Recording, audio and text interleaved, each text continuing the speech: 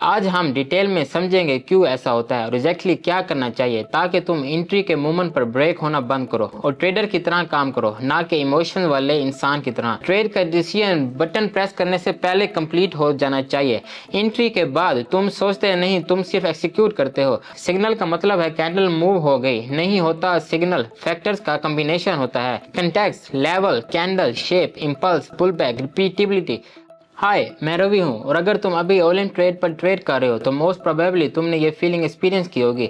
Entry से पहले सब क्लिस्टर क्लियर होता है और जैसे ही तुम बटन प्रेस करते हो लगता है जैसे दिमाग बंद हो गया हो।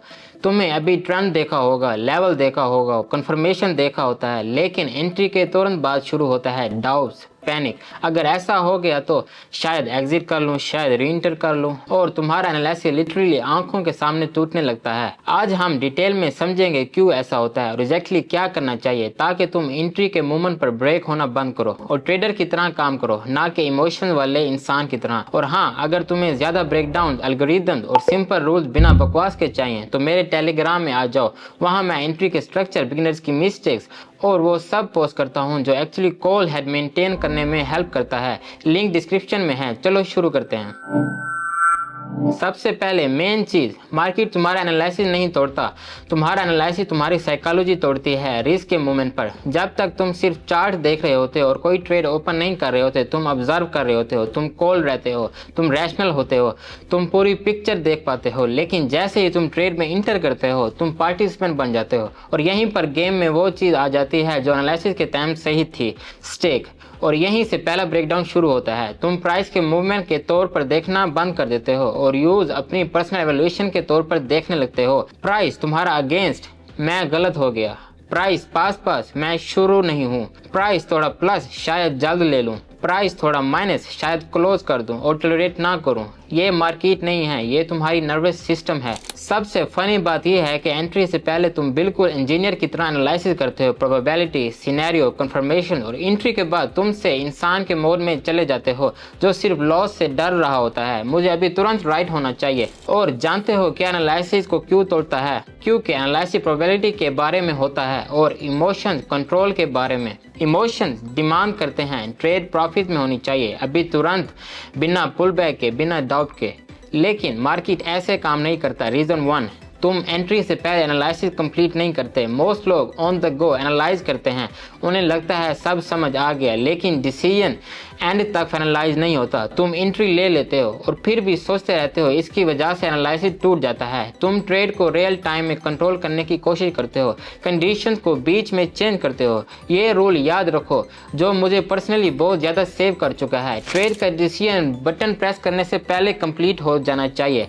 एंट्री के बाद तुम सोचते नहीं, तुम सिर्फ एक्सिक्यूट करते हो। अगर तुम एंट्री के बाद तुरंत खुद से सवाल पूछना शुरू कर देते हो, इसका मतलब तुम इनकम्प्लीट रेडीनेस के साथ इंटर हुए थे। रीजन नंबर 2, तुम मुझे जीतना ही चाहिए वाली एक्सपेक्टेशन के साथ एंट्री लेते हो। ये क्लासिक है। तुम स्ट्रॉन्ग सिग्नल देखते हो और इंटरनली खुद को कन्विंस कर लेते हो, ये तो ऑब्वियस है, इसमें लॉस हो नहीं सकता, और यही तुमने वीक बना देता है क्योंकि तुम्हारे अगेंस्ट जाने वाली है हर छोटी कैंडल तुम्हें कैटास्ट्रॉफी लगने लगती है। प्रोफेशनल ऐसे इंटर करते हैं, मेरे पास लॉजिक है, प्रोबेबिलिटी मेरे साइड पर है, लॉस भी हो सकता है और वो नॉर्मल है। बिगिनर ऐसे इंटर करता है, मैं श्योर हूँ यहाँ प्रॉफिट आना ही चाहिए, और इसी वजह से बिगिनर पहले ही पुल बैक में नॉकआउट हो जाता है। रीजन नंबर 3, तुम प्राइस मूवमेंट को सिग्नल समझ लेते हो। कैंडल्स हमेशा मूव करती रहती है, मार्केट हमेशा ऑसिलेट करता रहता है, लेकिन बिगिनर हर मूवमेंट को न्यूज सिग्नल समझ लेता है। प्राइस नीचे हिला, बस मैं गलत था। प्राइस ऊपर हिला, अरे ज़्यादा इन्वेस्ट करना चाहिए था।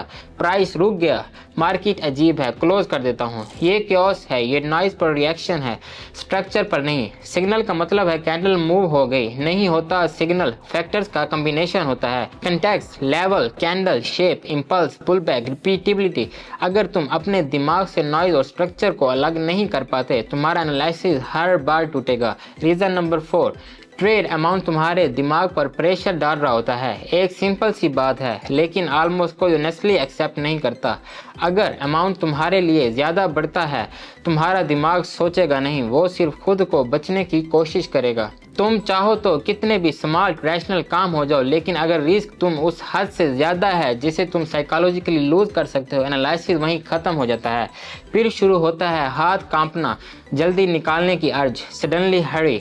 और हाँ, ये डायरेक्टली उस रीज़न से भी ज़्यादा होता है जहाँ ओलम ट्रेड पर लोग लॉसेज में चले जाते हैं। वो अमाउंट को प्लान से नहीं, इमोशन से बढ़ाते हैं। क्या करें ताकि एनालिसिस ना टूटे? ठीक है, अब सोल्यूशन सिर्फ 3 स्टेप्स, कोई फिलॉसफी नहीं। स्टेप 1, एंट्री से पहले प्रोटोकॉल। हर ट्रेड से पहले 3 क्वेश्चन। 1, कॉन्टेक्स्ट क्या है, ट्रेंड या साइडवे। 2, एंट्री पॉइंट कहाँ है और एग्जैक्टली यही क्यों। नंबर 3, एरर क्या मान जाएगा। अगर तुम इन तीनों का जवाब 10 सेकंड में नहीं दे पाते, तुम एंट्री नहीं लेते। स्टेप नंबर 2, हर ट्रेड के लिए सिर्फ एक सिनेरियो, तुम एंट्री लेते हो और एक्सेप्ट करते हो। या तो मुझे प्रॉफिट मिलेगा या फिर मुझे डाटा मिलेगा जो मैं अपने जर्नल में लिखूंगा। विक्ट्री वर्सेस डिफीट नहीं, टेस्ट का रिजल्ट। ये इंजीनियरिंग अप्रोच है, इमोशन नहीं, ऑब्जर्वेशन।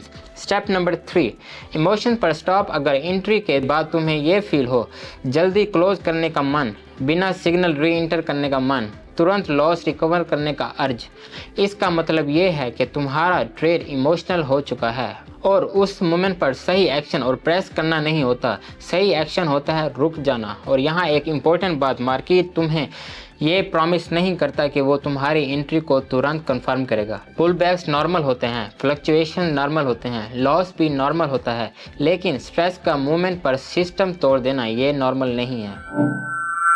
अगर तुम्हारा एनालिसिस एंट्री के मूवमेंट पर टूट जाता है, इसका मतलब तुम डम्ब हो, ये नहीं है। इसका मतलब ये है कि तुम्हारे पास एक्सिक्यूशन प्रोटोकॉल नहीं है और ट्रेडिंग टैलेंट नहीं होती।